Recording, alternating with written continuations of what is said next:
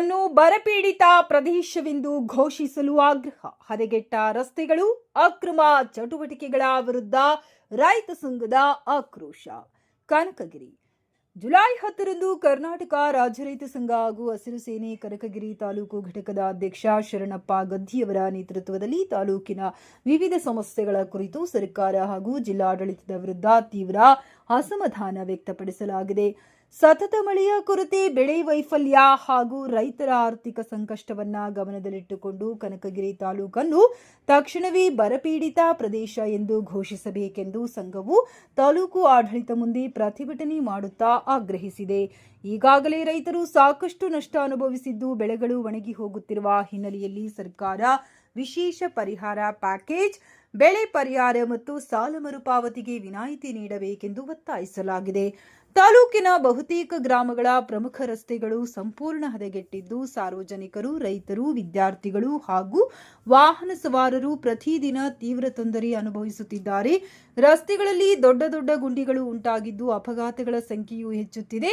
ಹಲವು ಬಾರಿ ಮನವಿ ಸಲ್ಲಿಸಿದ್ದರೂ ರಸ್ತೆ ಅಭಿವೃದ್ಧಿ ಕಾಮಗಾರಿಗಳಿಗೆ ಅಗತ್ಯ ಕ್ರಮ ಕೈಗೊಳ್ಳದಿರುವುದು ಜನರ ಆಕ್ರೋಶಕ್ಕೆ ಕಾರಣವಾಗಿದೆ ಎಂದು ತಾಲೂಕು ಅಧ್ಯಕ್ಷ ಶರಣಪ್ಪ ಗದ್ದಿ ತಿಳಿಸಿದ್ದಾರೆ. ವರದಿ ಗೌತಮ್ ಯಾದವ್, ಕನಕಗಿರಿ.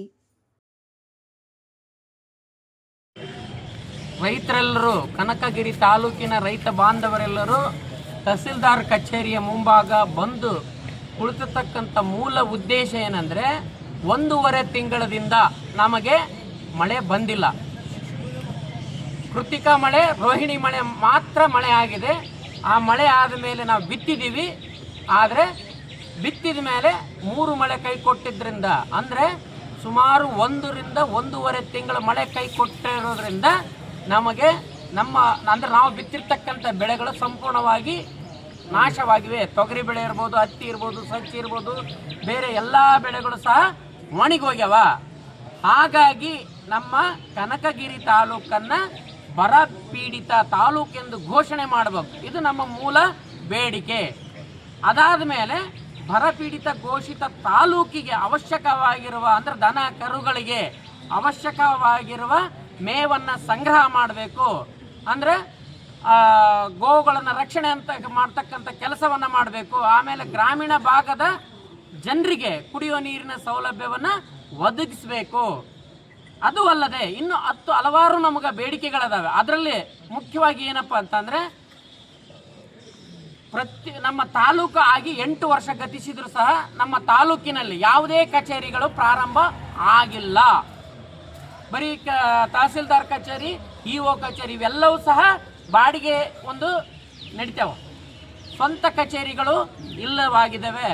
ಕೃಷಿ ಇಲಾಖೆ ಇಲ್ಲ, ತೋಟಗಾರಿಕೆ ಇಲ್ಲ, ಬಸ್ ಡಿಪೋ ಇಲ್ಲ. ಹಾಗಾಗಿ ಕನಕಗಿರಿ ತಾಲೂಕನ್ನು ಮರೆತಿರ್ತಕ್ಕಂಥ ಜಿಲ್ಲಾ ಆಡಳಿತ ಮತ್ತು ನಮ್ಮ ಕನಕಗಿರಿ ಕ್ಷೇತ್ರದ ಶಾಸಕರು ಈ ಕಡೆ ಒಂದು ಸ್ವಲ್ಪ ಗಮನ ಕೊಡಲೇಬೇಕು. ಶಾಸಕರಿಗೆ ನಾನು ಏನು ಹೇಳ್ತೀನಿ ಅಂದರೆ, ದಯವಿಟ್ಟು ನಿಮಗೆ ಕಾಟಿಗೆ ಒಂದೇ ಅಲ್ಲ ತಾಲೂಕು, ಮೇನ್ ಕನಕಗಿರಿ ಕ್ಷೇತ್ರ. ನೀವು ಆಯ್ಕೆಯಾಗಿರೋದು ಕನಕಗಿರಿ ಕ್ಷೇತ್ರದಿಂದ. ಅದನ್ನು ಗಮನದಲ್ಲಿಟ್ಕೊಂಡು ಕನಕಗಿರಿ ತಾಲೂಕನ್ನು ಅಭಿವೃದ್ಧಿ ಮಾಡಿರಿ. ಮೊದಲು ಕನಕಗಿರಿ ತಾಲೂಕನ್ನು ಮರಿಬೇಡ್ರಿ. ಇವತ್ತು ನಿಮ್ಮ ಆರ್ಸ್ ತಂದಿರೋದು ಇದೇ ಕನಕಗಿರಿ ಕ್ಷೇತ್ರದ ಒಂದು ಸಾರ್ವಜನಿಕರು, ಮತದಾರರು. ಅವರಿಗೆ ನೀವು ಬೆಲೆ ಕೊಡುವಂಥ ಕೆಲಸವನ್ನು ನೀವು ಮಾಡಬೇಕು. ಕನಕಗಿರಿ ತಾಲೂಕಿನ ರಸ್ತೆಗಳು ಅಂತೂ ಪೂರ್ಣ ಹದಗೆಟ್ಟೋಗಿದ್ದಾವೆ.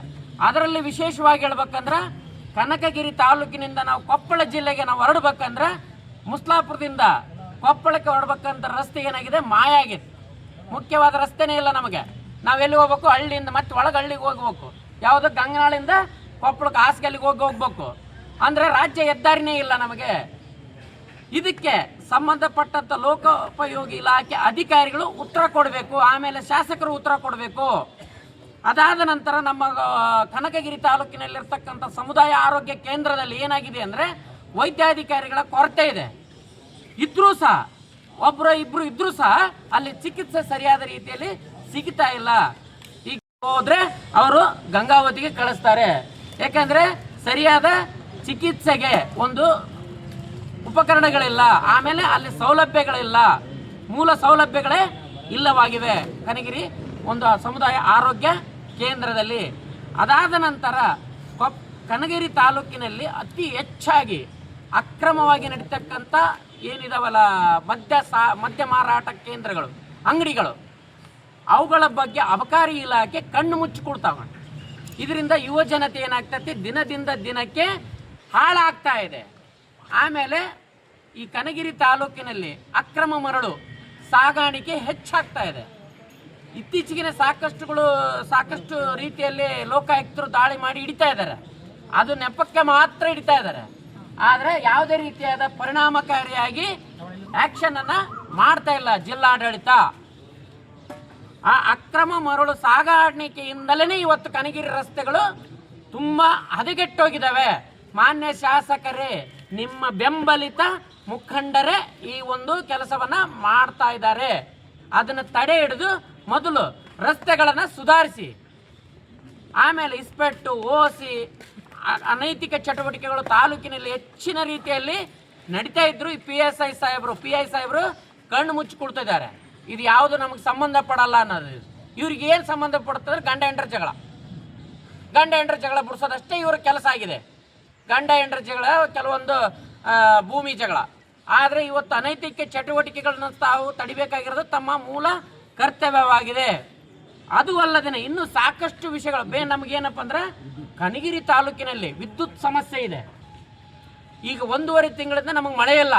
ಆದರೆ ವಿದ್ಯುತ್ ಇಲಾಖೆ ಕಣ್ಣ ಮುಚ್ಚಾಲೆ ಆಟ ಆಡ್ತಾ ಇದೆ. ಹೆಂಗೆ ಆಟ ಆಡ್ತಾ ಇದೆ ಅಂದರೆ 1 ತಾಸು ಕೊಟ್ಟರೆ 4 ತಾಸು ತೆಗಿತಾರೆ. 7 ತಾಸು ಕೊಡಬೇಕಾಗಿರ್ತಕ್ಕಂಥ ನಿರಂತರ ವಿದ್ಯುತ್ತಲ್ಲೇ ನಮಗೆ ಕಳುವು ಮಾಡಿ ಕೊಡ್ತಾ ಇದ್ದಾರೆ. ನಿರಂತರ ವಿದ್ಯುತ್ ಅನ್ನೋದು ನಮ್ಗೆ ಏನಾಗಿದೆ, ಕಣ್ಣ ಮುಚ್ಚಲೆ ಆಗೋಗಿದೆ. ಇವತ್ತು ನಿರಂತರ ವಿದ್ಯುತ್ ಇಲ್ಲ. ಆದ್ದರಿಂದ ಜಿಲ್ಲಾಡಳಿತ ಮತ್ತು ತಾಲೂಕು ಆಡಳಿತ ನಮ್ಮ ಬೇಡಿಕೆಗಳನ್ನು ಈಡೇರ್ತಾ ಇದ್ರೆ ನಾವು ಮುಂದಿನ ದಿನಮಾನಗಳಲ್ಲಿ ಉಗ್ರವಾದ ಹೋರಾಟವನ್ನು ಮಾಡಬೇಕಾಗಿರ್ತದೆ.